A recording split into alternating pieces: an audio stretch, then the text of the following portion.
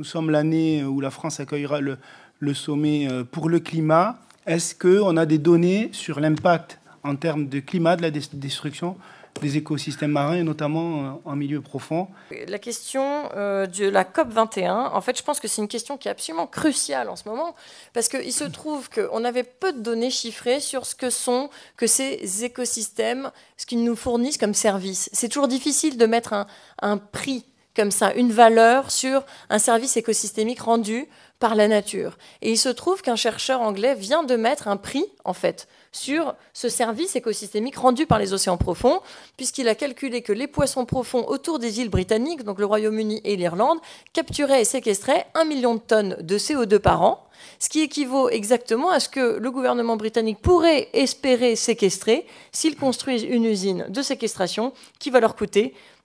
exactement 10 millions d'euros, et uniquement ce prix-là pas cher, parce que c'est l'extension d'une usine existante, parce que c'est pas cher 10 millions d'euros, pour séquestrer exactement 1 million de tonnes de CO2 par an. Donc à un moment donné, quand on pose la question de cette pêche profonde qui est négative, nettement économique, d'un point de vue économique, et qu'on se dit qu'en fait, si on met un prix sur la nature et ce service écosystémique, il vaut mieux laisser les poissons profonds en paix, vivants, parce qu'ils vont nous rendre des services qu'on peut quantifier pour la communauté globale. Donc ça a vraiment... Et alors là, je ne vous parle même pas de mettre un prix sur la valeur de ce que cette biodiversité, de son offre, d'un point de vue médical, recherche, biologique, etc.